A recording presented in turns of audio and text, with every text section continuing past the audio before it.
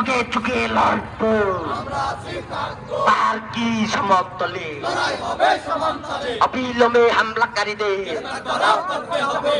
অধিকার নিশ্চিতের যে বাংলাদেশের লক্ষ্যে যে বিভিন্নভাবে সেই অগ্রযাত্রাকে, সেই বৈষম্যহীন বাংলা, সেটাকে ভুলণ্ঠিত করার ষড়যন্ত্র করা হচ্ছে। আগে তারা সেই আদিবাসীদের উপরে খড়গহস্ত হয়েছে, তাদেরকে আক্রমণ করেছে, হতাহত করেছে, এ পতাকারও অবমাননা করা হয়েছে। আমরা এই তাদের দ্রুত গ্রেপ্তার এবং শাস্তি দাবি করছি।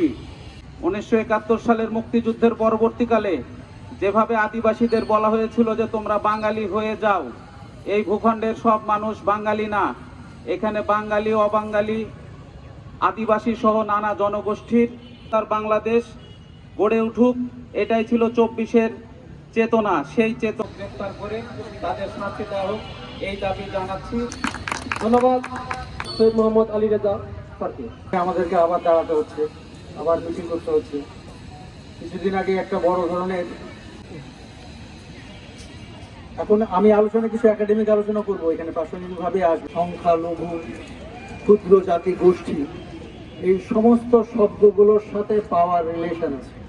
এই প্রত্যেকটা শব্দই হচ্ছে রাজনৈতিক, এবং রাজনৈতিক এই শব্দগুলোর সাথে অর্থনীতি যুক্ত থাকে।